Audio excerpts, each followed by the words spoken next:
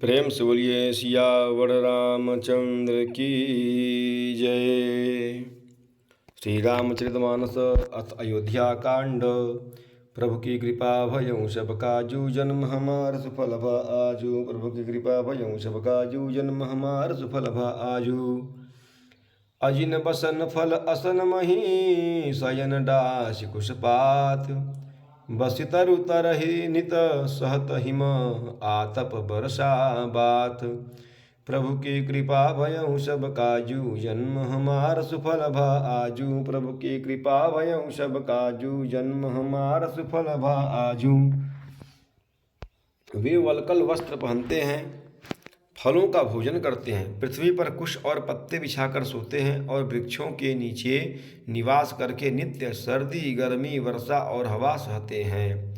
एहि दुख दाह दहहि दिन छाती, भूख न बासर दीन नींद न राती। एहि कुरोग कर औषधु नाही, शोधेउ सकल विश्व मन माही। इसी दुख की जलन से निरंतर मेरी छाती जलती रहती है। मुझे न दिन में भूख लगती है न रात को नींद आती है। मैंने मन ही मन समस्त विश्व को खोज डाला, पर इस कुरोग की औषध कहीं नहीं है।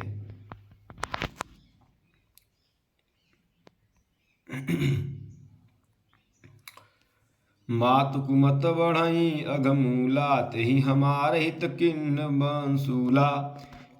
कलिकुकाठ कर किन्न कुजंत्रु, गाढ़ी अवधि पड़े कठिन कुमंत्रु।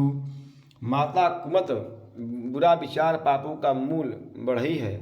उसने हमारे हित का वसूला बनाया, उससे कलह रूपी कुकाठ का कोयंत्र बनाया और 14 वर्ष की अवधि रूपी कठिन कुमंत्र पढ़कर उस यंत्र को गाड़ दिया। यहाँ माता का कुविचार बढ़ई है, भरत को राज्य वसूला है, राम का वनवास कुयंत्र है और 14 वर्ष की अवधि कुमंत्र है।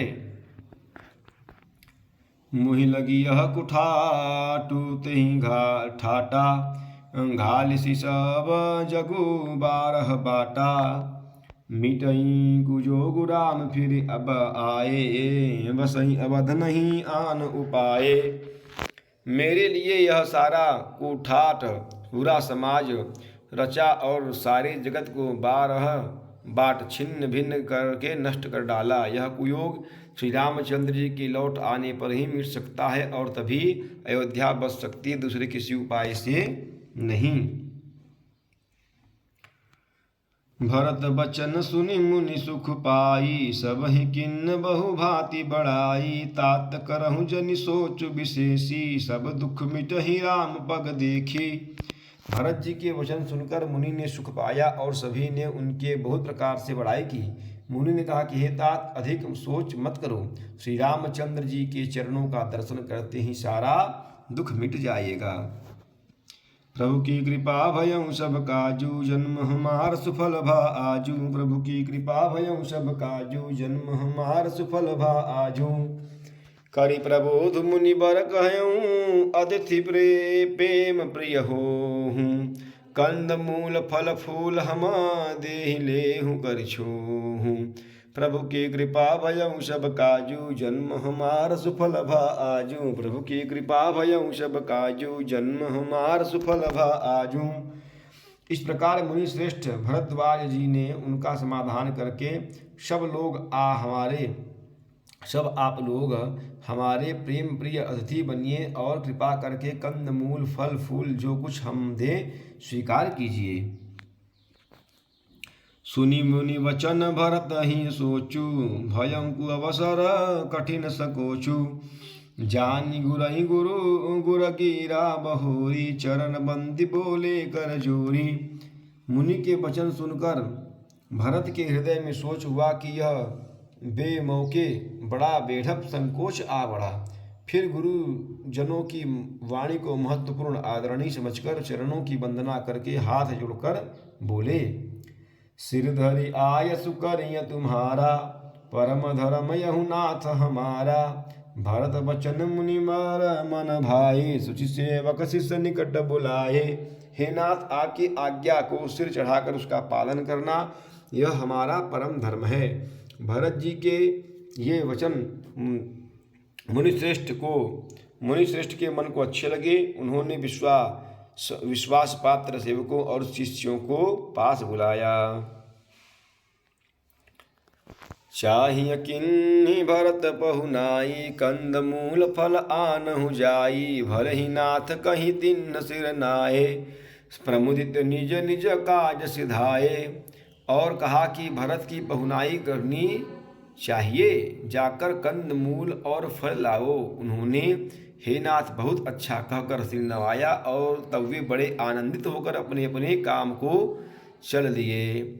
मुनि ही सोच पाहुन बड़ नेवता, तसी पूजा चाहिए जस देवता। सुनि रिधि सिधि अनिमानिद आई, अनिमादिक आई। आयस होई सो करई गोसाई। मुनि को चिंता हुई कि हमने बहुत बड़े मेहमानों का देवता है, अब जैसा देवता हो वैसी ही उसकी पूजा भी होनी चाहिए। यह सुनकर रिद्धियाँ और अणिमादि सिद्धियाँ आ गई और बोली, हे गोसाई, जो आपकी आज्ञा हो सो हम करें। प्रभु की कृपा भयउ सब काजू, जन्म हमार सुफल भ आजू। प्रभु की कृपा भयउ सब काजू, जन्म हमार सुफल भ आजू। राम विरह व्याकुल भरत, सानुज सहित समाज। पहुनाई करि सहरहु श्रम, कहा मुहित मुनिराज। प्रभु की कृपा भयउ सब काजू, जन्म हमार सुफल भ आजू। प्रभु की कृपा भयउ सब काजू, जन्म हमार सुफल भ आजू। मुनिराज ने प्रसन्न होकर कहा कि छोटे भाई शत्रुघ्न और समाज सहित भरत जी श्री रामचंद्र जी के विरह में व्याकुल हैं। इनकी पहुनाई आतिथ्य सत्कार करके इनके श्रम को दूर करो। रिधि सिद्धि सिरधरि मुनि बर बानी, बड़ भागिनी आपु ही अनुमानी। कहीं परस्पर सिद्धि समुदायी, अतुलित अतिथि राम लघु भाई। रिधि सिद्धि ने मुनिराज की आज्ञा को सिर चढ़ाकर अपने को बड़भागिनी समझा। तब सिद्धियां आपस में कहने लगी, श्री रामचंद्र जी के छोटे भाई भरत ऐसे अतिथि हैं जिनकी तुलना में कोई नहीं आ सकता।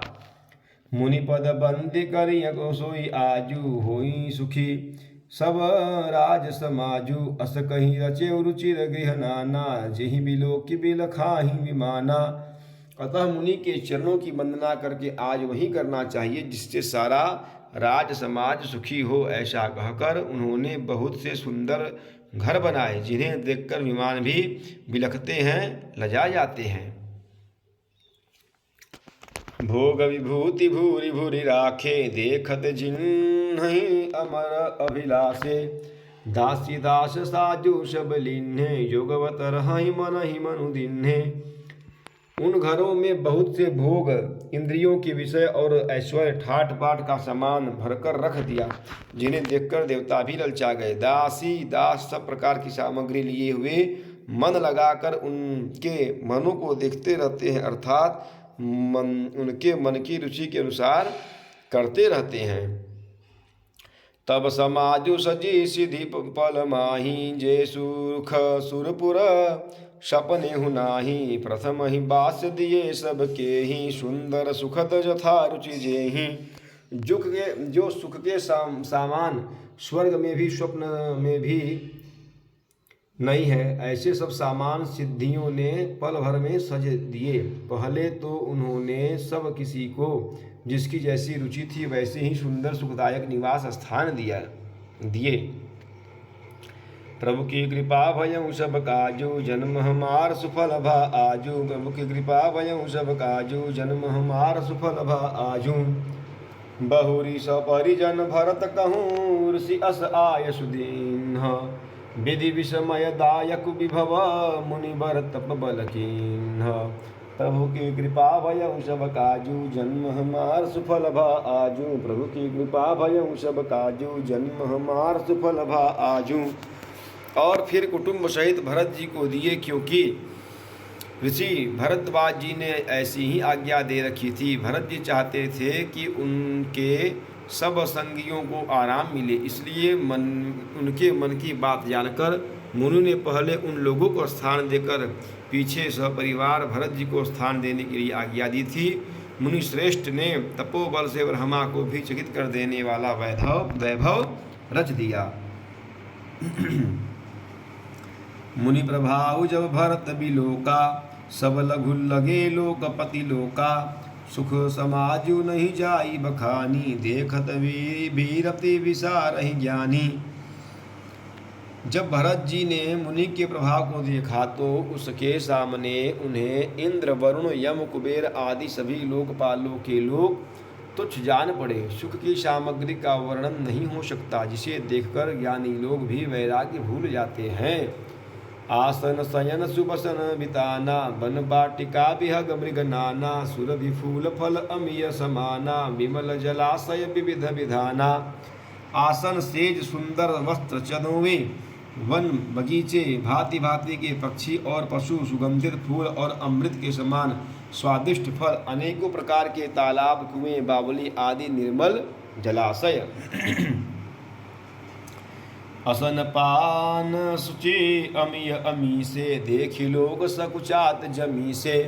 सुरभि सुरतर सबही के, लखि अभिलाष सुरेश सची के।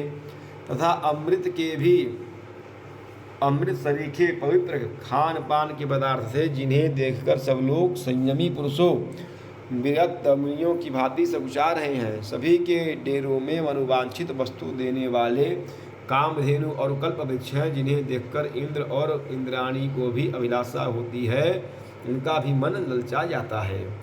ऋतु बसंत बह त्रिविध बयारी, शब कह सुलभ स्वरारथचारी। स्त्रग चंदन वनितादिक भोगा, देखी हर्ष विस्मय बसनोगा। ऋतु बसंत ऋतु है। शीतल मंद सुगंध 3 प्रकार की हवा बह रही है। सभी को धर्म अर्थ काम और मोक्ष चारों पदार्थ सुलभ है। माला चंदन स्त्री आदिक भोगों को देखकर सब लोग हर्ष और विषाद के वश हो रहे हैं। हर्ष दो भोग सामग्रियों को और मुनि के तप प्रभाव को देखकर होता है, और विषाद इस बात से होता है कि श्री राम के वियोग में नियम व्रत से रहने वाले हम लोग भोग विलास में क्यों आ फंसे। कहीं इनमें आसक्त होकर हमारा मन नियम व्रतों को न त्याग दे।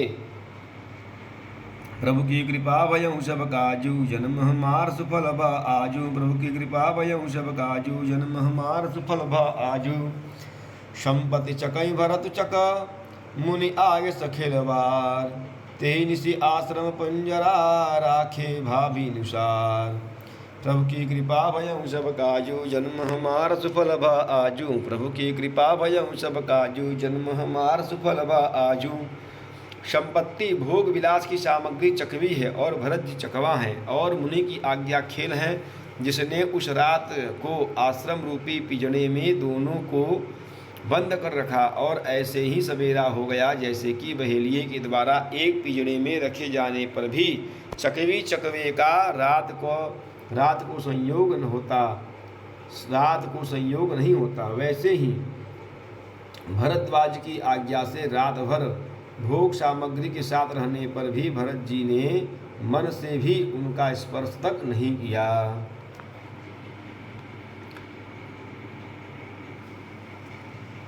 किन्ह निमज्जनु तीरथ राजा, नाई मुनि सिर सहित समाजा। ऋषि आयसु अशीष सिर राखी, करी दंडवत विनय बहुभाषी। प्रातः काल भरत जी ने तीर्थराज में स्नान किया और समाज सहित मुनि को सिर नवाकर और ऋषि की आज्ञा तथा आशीर्वाद को सिर चढ़ाकर दंडवत करके बहुत विनती की। पथ गति कुशल साथ सब लिन्हे, चले चित्रकूट ही चितु दिन्हे। राम सखा कर दिन्हे लागू, चलत देह धरि जनु अनुरागु। तदनंतर रास्ते की पहचान रखने वाले लोगों, कुशल पथ प्रदर्शकों के साथ सब लोगों को लिए वे भरत जी चित्रकूट में चित्र लगाए चले। भरत जी राम सखा गुह के हाथ में हाथ दिए हुए ऐसे जा रहे हैं मानो साक्षात प्रेम ही शरीर धारण किए हुए हो। नहीं पद त्राण शीस नहीं छाया, पे मुनि प्रतु धर्म अमाया लखन राम सिय पंथ कहानी, पूछत सखई कहत मृदुबानी। न तो उनके पैरों में जूते हैं और न सिर पर छाया है। उनका प्रेम नियम व्रत और धर्म निष्कपट सच्चा है। वे सखा निषाद राज लक्ष्मण जी श्री रामचंद्र जी और सीता जी के रास्ते की बातें पूछते हैं और वह कोमल वाणी से कहता है, राम बास थल भिट्ट पल विलोके, उर अनुराग रहत नहीं रोके। देखि रसासुर बरस ही फूला, भई मृदु मही मंगल मूला। श्री रामचंद्र जी के ठहरने की जगहों और वृक्षों को देखकर उनके हृदय में प्रेम रोके नहीं रुकता। भरत जी की यह दशा देखकर देवता फूल बरसाने लगे। पृथ्वी कोमल हो गई और मार्ग मंगल का मूल बन गया। प्रभु की कृपा भयं सब काजू, जन्म हमार सुफल भा आजू। प्रभु की कृपा भयं सब काजू, जन्म हमार सुफल भा आजू। प्रेम से बोलिए सियावत रामचंद्र की जय, पवन सुत हनुमान की जय, उमापति महादेव की जय। बोलो भाई सब संतन की जय। नमः पार्वती पतये, हर हर हर महादेव।